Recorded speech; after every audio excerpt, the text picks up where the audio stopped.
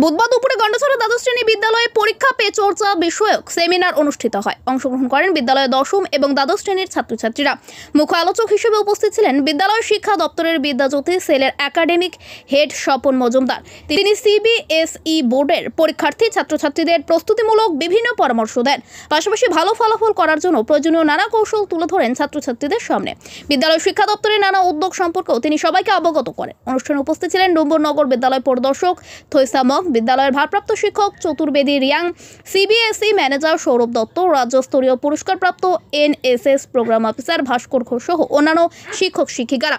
উল্লেখ্য, রাজ্যের সমস্ত বিদ্যাজ্যোতি বিদ্যালয়ে পরিদর্শন করেছেন একাডেমিক হেড স্বপন মজুমদার এবং ছাত্রছাত্রী এবং শিক্ষক শিক্ষিকাদের সাথে আলোচনা করে বিভিন্ন পরামর্শ দিচ্ছেন।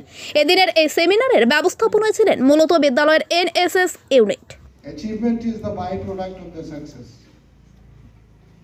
When we are involved, definitely we'll get our, we are successful, so we'll get our achievement. So grooming classroom e amra amader লক্ষ্য হচ্ছে grooming classroom আমরা দিচ্ছি। আমরা মোটামুটি যতটাই আমরা 24 ডিসেম্বর থেকে কাজটা শুরু করেছি এবং তা চলবে 31 জানুয়ারি অবধি।